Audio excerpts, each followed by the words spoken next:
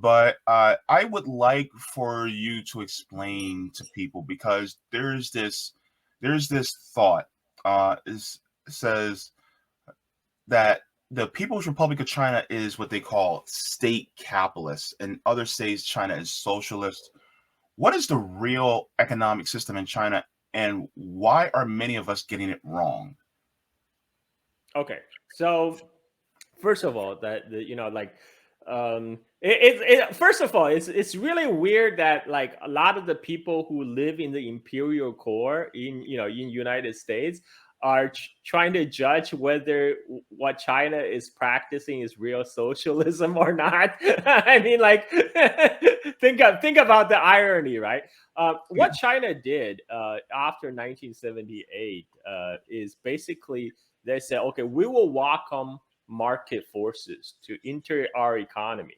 But we're gonna make the market work for us, not the other way around. Which Mhm. means, unlike United States, where the billionaires owns newspapers, where the billionaires owns think tanks, owns lobby groups, and billionaires effectively shape our policy.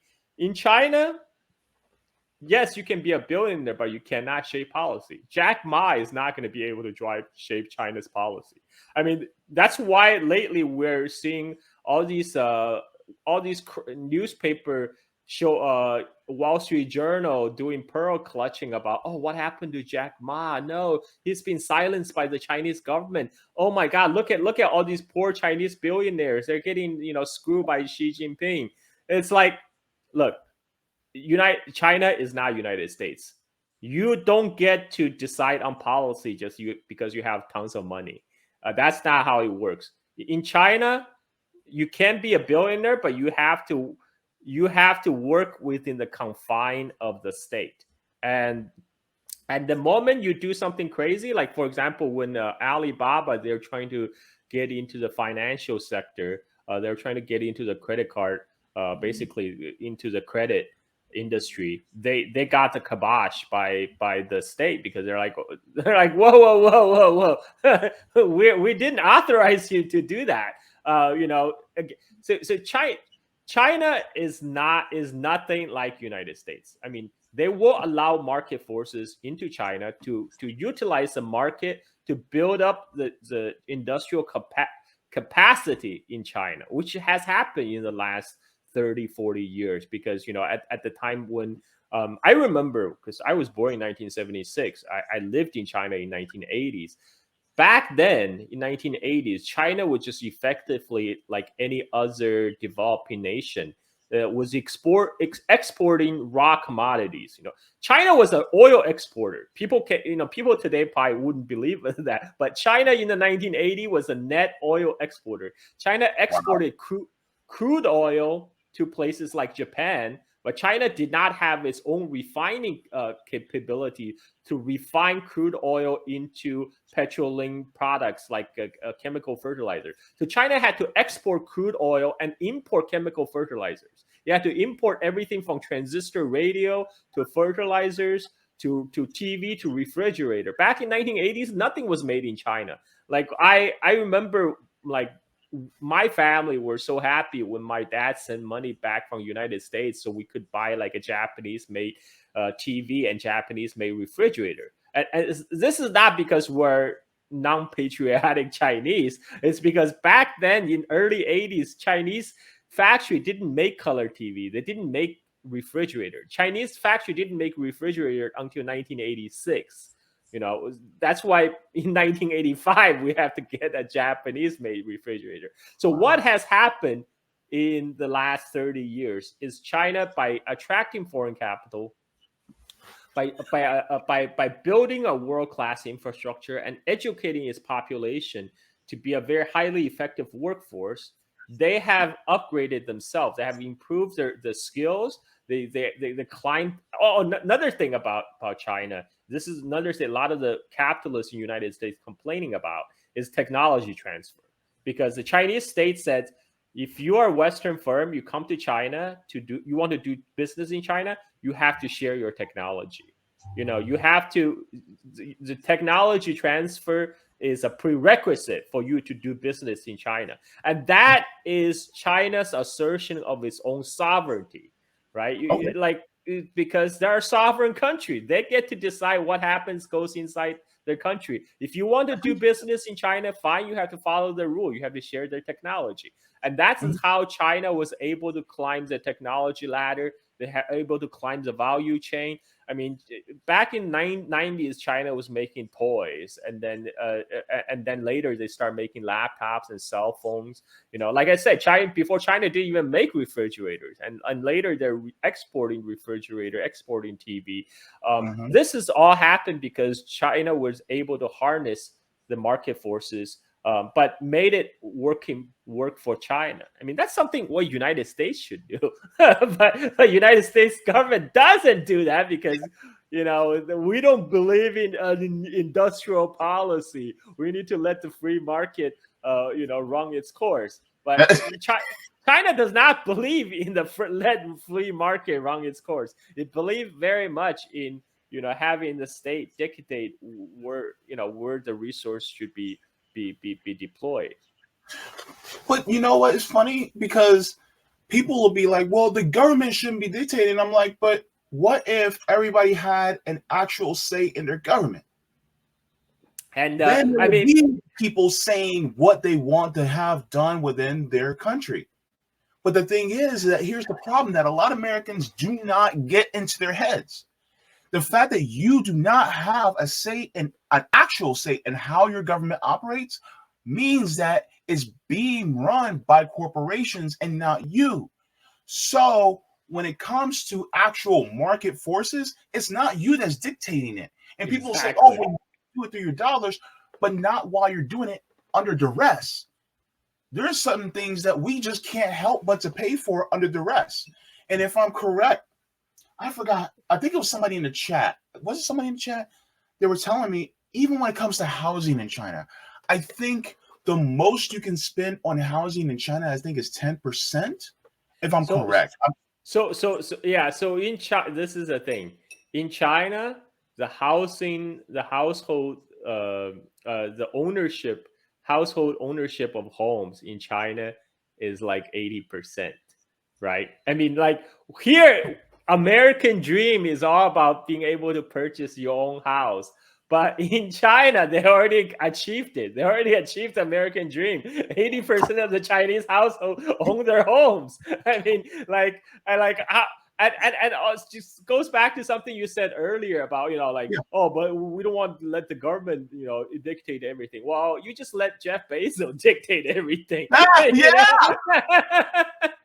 absolutely.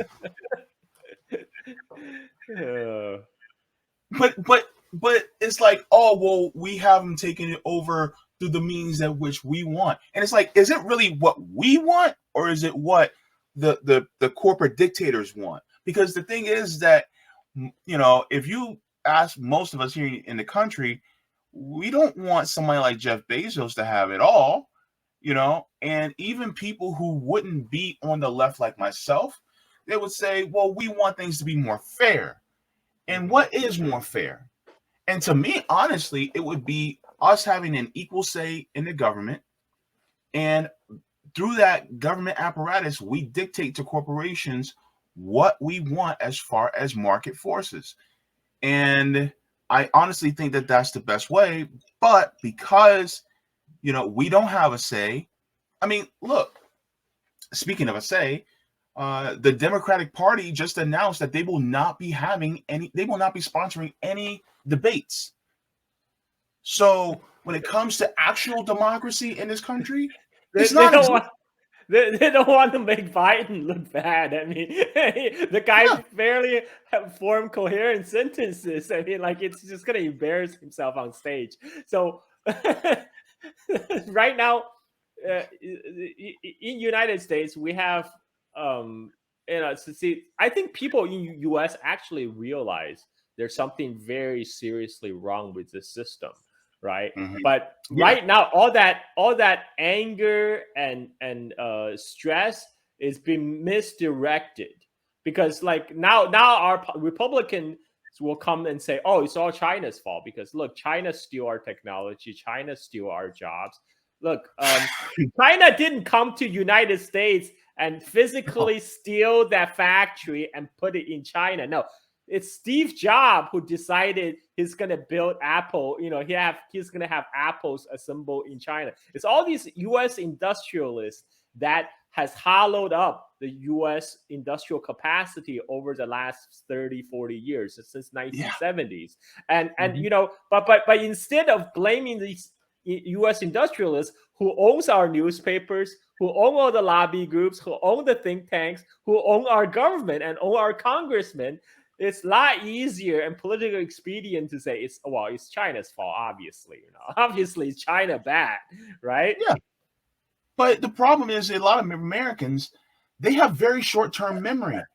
Because if I remember correctly, wasn't it NAFTA that was signed by Bill Clinton that shipped a lot of our manufacturing over to China? Which, for the benefit of China, it actually helped build up their infrastructure and the economy. But it was to our disadvantage. But they did it because the corporate dictators were like, well, we want to make more money. Oh, they have over a billion people there. That means that's a billion more people that we can actually use in order to build ourselves up. And so they shot themselves in the foot. That's the problem. It's like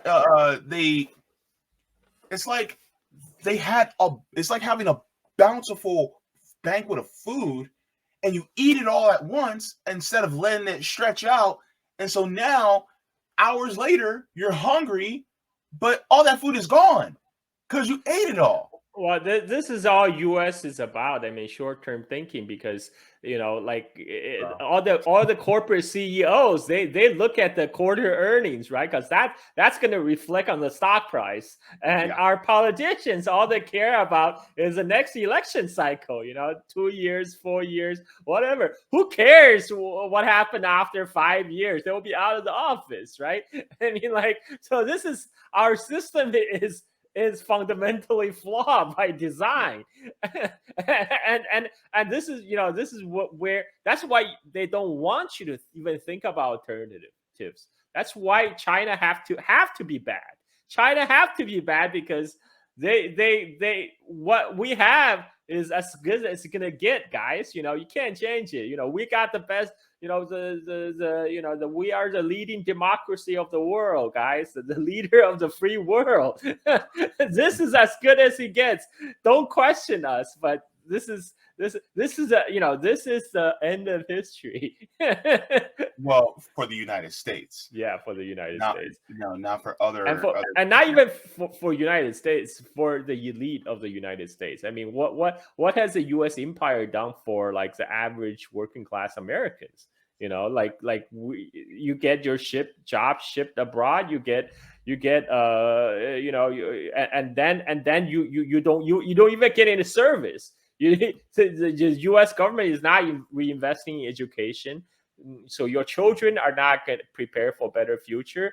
U.S. government is not reinvesting in infrastructure, so U.S. can, have a chance to build back up its, industrial capacity. So, but those things are hard, right? To educate, because these also require for long-term planning. I mean, when you talk about education, you won't see the results for another 10, 20 years. And as infrastructure, same thing. You're gonna but people here, they all care about the election cycles. They all care about the quarter earning reports. So that's beyond their time when they get their own share of the pie.